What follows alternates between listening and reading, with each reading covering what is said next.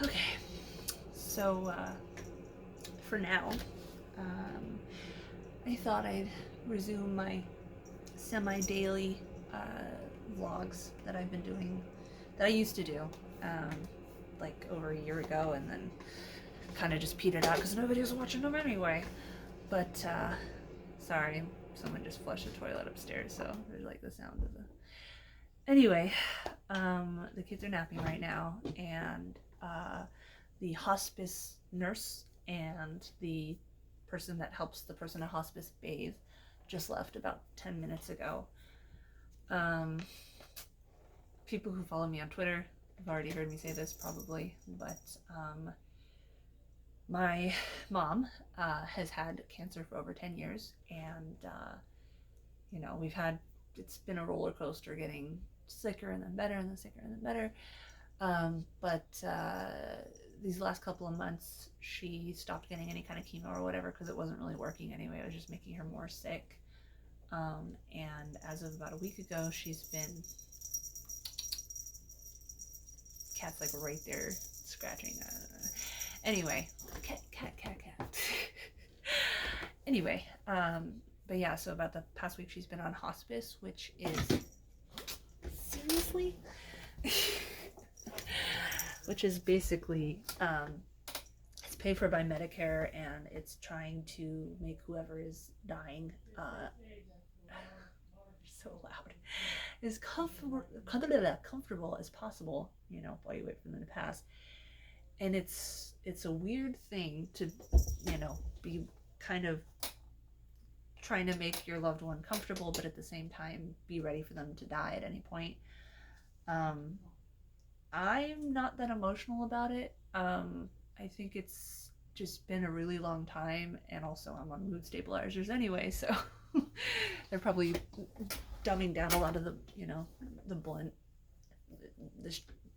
making the intensity less intense.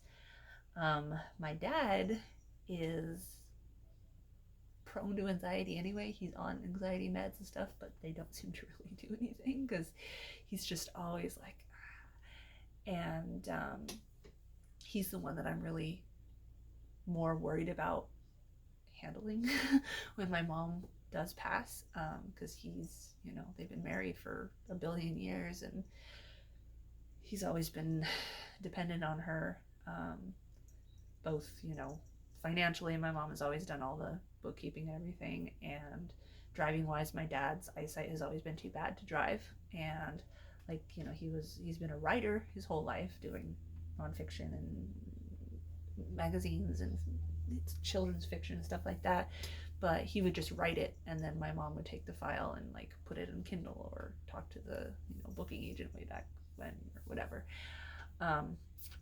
So yeah, and when she passes, all that's going to fall on me. I mean, she's cut down on a lot of accounts and stuff anyway, so hopefully there won't be that much. I'm especially nervous because my mom used to be really into, let's call them unwise investments, and my worst nightmare is that a $10,000 bill shows up in the mail, and I have no idea if she actually owes that to somebody or if it's a scam. I don't know.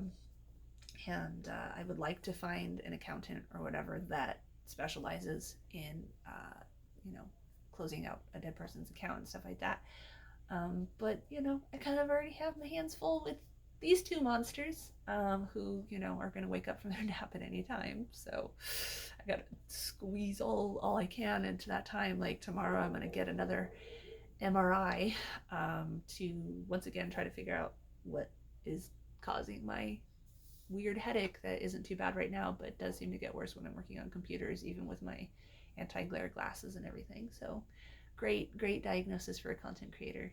Can't sit at the computer for too long. And it's going to be hard because that means having to leave the kids home with my parents, and yes, they will be down for their nap, but sometimes they refuse to nap, or they wake up early, or the dog barks at something, someone knocks or someone shuts the door and the dog starts howling and it wakes him up. And but I can't keep asking my husband to take work off every time I have you know, an appointment. And I try to put all my appointments on Monday when he's home. He's off on weekends and Monday, and all these businesses aren't open on weekends. But, you know, there's only so much availability for a lot of these places, so I try to structure it around the kids' nap time. And of course, thanks to COVID, I couldn't hire a babysitter, you know, even if I had one on retainer, because I can't take the risk of bringing them into the house, especially while my mom is still around and my dad is still around, and my dad hasn't had the shot yet. I don't know. We haven't gotten in contact. No one's gotten in contact with us of getting him the vaccine, and the vaccine isn't 110% anyway. And also, you know, Matthew and I can get it, and the kids can get it. Like, this thing is nasty. It's killed a lot of people, and it's going to kill a lot more. But yeah, I don't know. People keep saying on Twitter, like, I'm so sorry you're going through this. I wish I could help. And it's just like, I don't know. Like, I appreciate the well wishes, and I mean, it does. I don't have any real life friends, you know. People on the internet are basically my only friends. But I don't know. I'm just like waiting, you know. Like, I'm giving her the morphine doses and stuff like that. But I don't know. I've never watched somebody die in front of me before. The only close person I've known intimately who died was my best friend, who died suddenly of a heart attack. Back in 2009, I was away at a convention, an anime convention, because I was, you know, early 20s, teens, something like that. And I got home from the convention, and there was a Facebook message, because I hadn't yet, you know, quit Facebook because they're terrible for many reasons back then, that said she had died. And I was just like, what? And I called her husband, and he answered the phone and said, yes, it's true. And so there's a lot of shock there. I remember, you know, crying for 3 days or whatever. And then now on the opposite side of it, where my mom has been dying for years and years and years. And I don't know, man, it's like, what do I do? You know, I'm trying to just like work on editing video and, you know, cleaning the house, keeping the kids alive.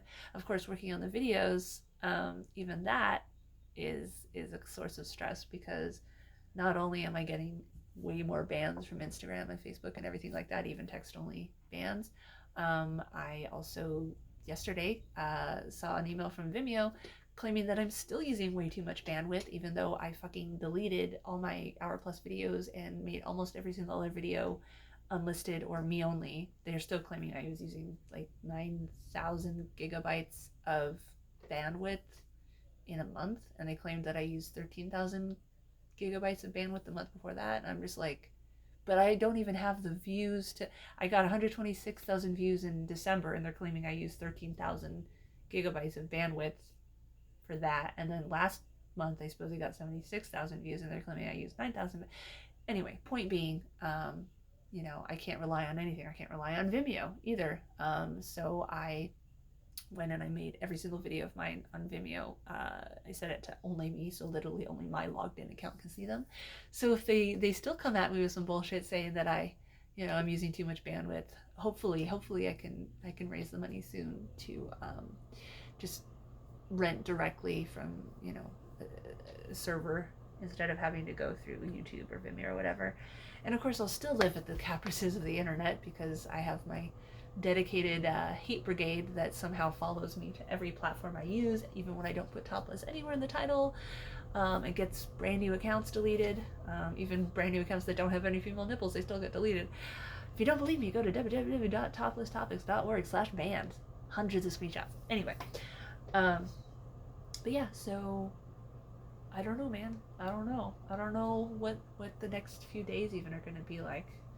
I kind of feel like, you know, the way I've described it is like going up the hill on a roller coaster, and I know, you know, eventually you're going to start going down, but, you know, your stomach isn't going to drop out of your chest until after the drop starts happening. And you don't know how tall it's going to be. Like, I kind of like some roller coasters. I don't like going upside down, but other ones I do like. But I hate the going up there. Like, some people love that anticipation. For me, I'm just like sick to my stomach. I hate it. So that's why I like the ones that just go. But anyway, so as far as that analogy goes. The waiting is the hard part. But yeah, so maybe I'll do another one of these tomorrow. I don't know. I'm just doing them on my phone, which I have a hard ass time getting the file from my phone to my computer. Like I've spent hours trying to get it to work, and I've tried all these different apps and different cords, and it just doesn't work. So I'm just gonna do them on my phone and upload straight from my phone. But no idea if anyone will watch these either. But I'm gonna put it out there, and we'll see what the future of my actual videos is. My plan right now is to, like I said, keep all the Vimeo ones only me, so no one can watch them because Vimeo's full of shit.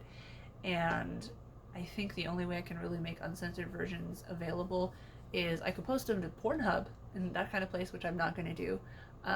Instead, I'm going to make them pay-per-post on OnlyFans and just upload straight to OnlyFans and then save that money to get direct hosting. But even on OnlyFans, I'm going to have to cut the files down a lot because it's only like a 3 gigabyte limit, I think, or something like that. So I'm going to have to cut my videos down even smaller.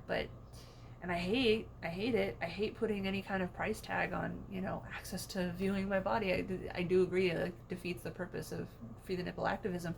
But because I get banned from all the free websites, and I get banned from, even on Vimeo, like Vimeo allows non-sexual nudity. They're like the only video host that allows non-sexual nudity but not porn. But then they pull this bullshit on me because they have a monopoly on that. So yeah, I don't want to use an actual porn site. Anyway, that's it. I'm gonna wrap this up.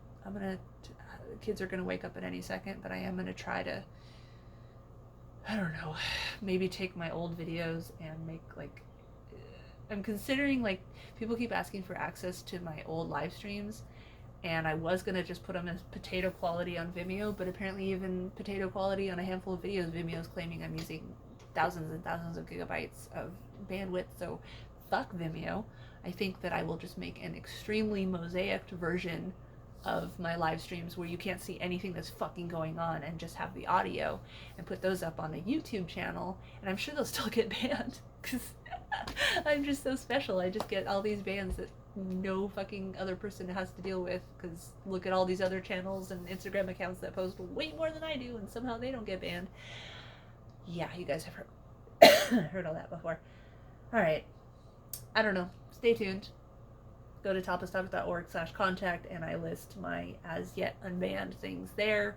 I'm trying to get into Mastodon more, but Mastodon is kind of confusing, so I don't think I'm going to be able to bring any of my, Instagram or Twitter followers over there, because why would they leave something of convenience if they're not personally inconvenienced by it?